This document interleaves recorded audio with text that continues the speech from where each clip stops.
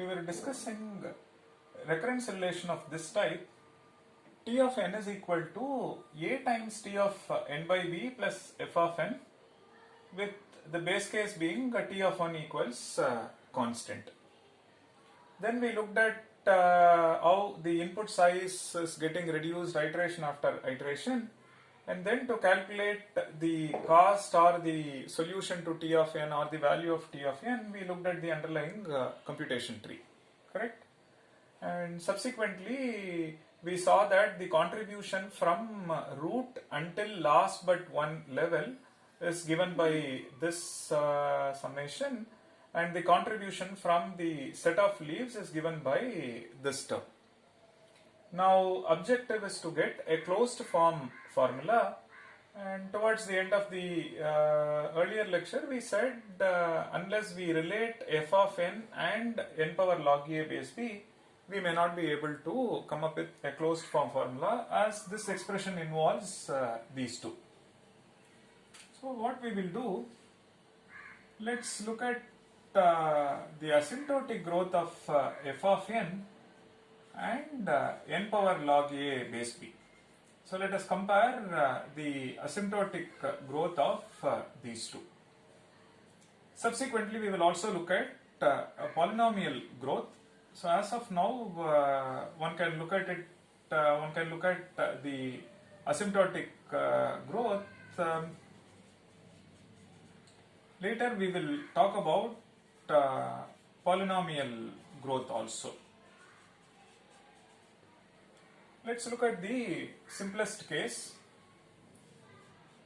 Let's look at a case where the asymptotic growth of f of n is same as the asymptotic growth of n power log a base b. Put it in other words, the contribution from the set of leaves is same as the contribution from the function f of n. Or if you look at the underlying computation tree, the contribution from the root node is same as the contribution from the last level or the set of leaves, correct? Now given this, let's solve this case. So substitute appropriate values. For example, if it is f of n by b power j, then this would be, in place of n you will have to substitute n power this, and then appropriate value. So it is theta of n power log a base b, which means it is this. Okay, so that's precisely the idea. Or you can also look at it this way: f of n is upper bounded by some constant times this, lower bounded by some constant times this. In that also you can substitute what is the value of this. So what am I saying? F of n is upper bounded by some constant times n power log a base b, and lower bounded by some c2 times n power log a base b. Even in this one can substitute. So f of n by b power j is at most some constant times n by b power j to the power log a base b, and similarly lower bound. So let's plug in this over here.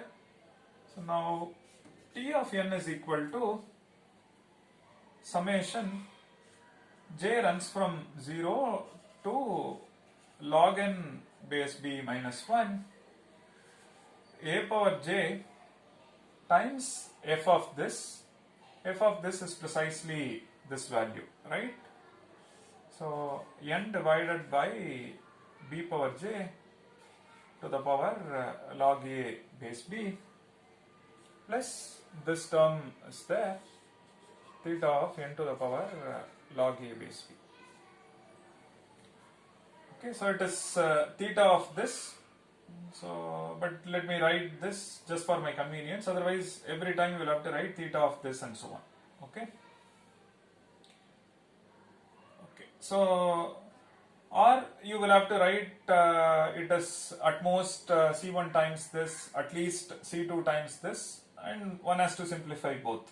So for the time being, you assume the constant c1 and c2 are implicit. Let me work with this expression and simplify. Okay, so this one is sigma of running from sigma j runs from this to this, a power j times n power log a base b divided by b power j to the power log a base b. Okay, plus this term. Now what is this? Again, summation runs from 0 to this, a power j n to the power log a base b divided by, you can bring a down and take b power j to the top. So a to the power log b power j base b plus this expression as it is. Okay. Fine. So now you can bring j this side. So this becomes j runs from 0, a power j times n power log a base b divided by a power j times log b base b, but log b base b is 1. So plus theta of n to the power log a base b. So now a power j gets cancelled. N power log a base b is independent of this. You can take that out. So which means n power log a base b summation j runs from 0 to log n base b minus 1. Inside it is 1 now, plus this term. Now how many times we are adding 1? We are adding 1 starting from 0 to log n base b minus 1, which means we are adding 1 this many times. Log n base b minus 1 plus 1, so it is log n base b times plus this term. So now if you bring both lower bound and upper bound or theta notation, you get theta from all of this, you get theta from this plus this. So which means this expression is actually theta of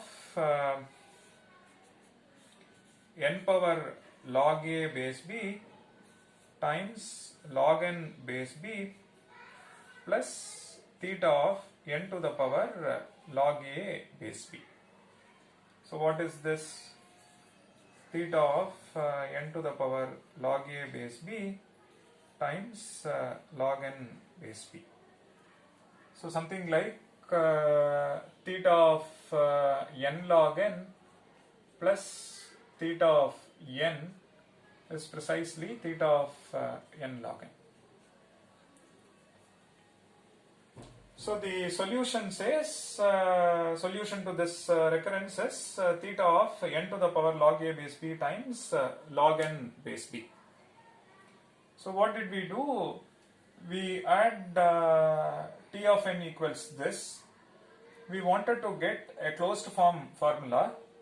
So we analyzed what would be the relation between f of n and this.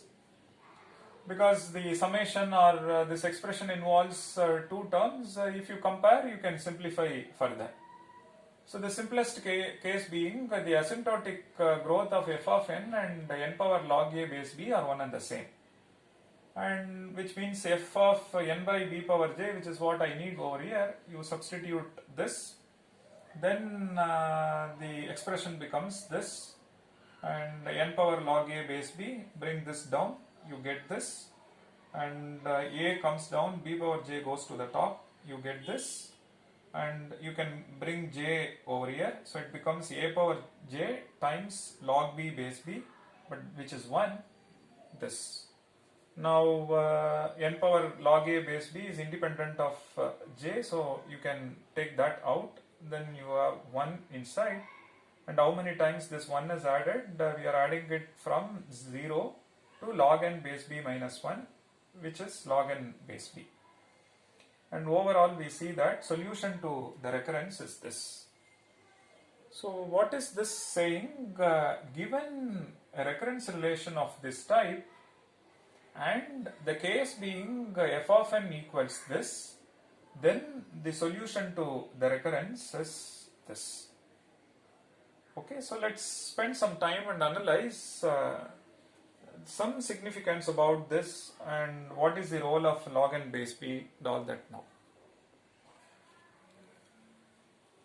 So when the case being f of n equals theta of n power log a base b, we just derived that solution to the recurrence is n power log a base b times this. So why is this so? Look at the computation tree.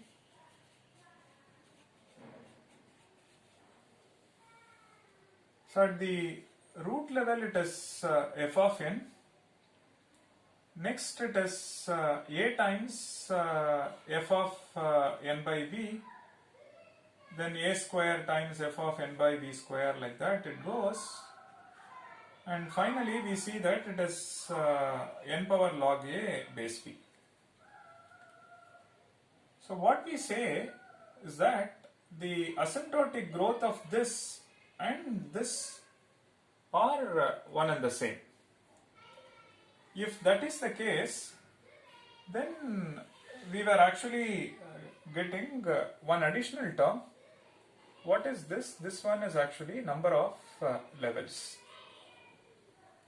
When the asymptotic growth of this and this are one and the same, which means starting from here until this part, for all other functions, their growth cannot exceed on this side f of n or this side n power log a base b. And since the asymptotic growth of this and this are one and the same, intuitively one can see that for each of them the cost cannot exceed n power log a base b or f of n, or put it in other words, for each of them their asymptotic growth is same as f of n or n power log a base b. And so which means for all of them the asymptotic growth is one and the same, which is f of n. So how many such functions are there, or how many such terms are there? There are, if you leave the last term, then level 0 to log n base b minus 1. So there are log n base b expressions. And the contribution from each of them or their growth is same as n power log a base b, which is why we add this term. Correct? One can look at it through some examples as well. Suppose you take t of n is equal to say 2t n by 2 plus n. Now the contribution from the first term is n. From the second level it is n by 2, which means their contribution is n. Third level it is n by 4. This side it's n by 4. Again when you sum them it is n. So like that it goes. The last level number of leaves, if you see, it will be 2 power log n base 2, which is again n. So you see that the contribution from each of them is only n, all the intermediate 1, and which is same as the asymptotic growth of f of n and the asymptotic growth of n power log a base b. And when you sum this, solution to this recurrence is precisely t of n is equal to theta of n into log n base 2. Correct? This is what we see through examples, but it turns out that in general it is true. And when you made this assumption and then simplified this, it turns out that solution to the recurrence is precisely this. Now what is this telling us? Given a recurrence relation of this form, so we don't need to do this analysis, recurrence tree method. Instead, use this solution just like a ready reckoner. So this was approach. This approach was discovered by Master, or this is known as Master theorem. So what he says is you have a recurrence of this type, a into t of n by b plus f of n. You check which case you are falling into.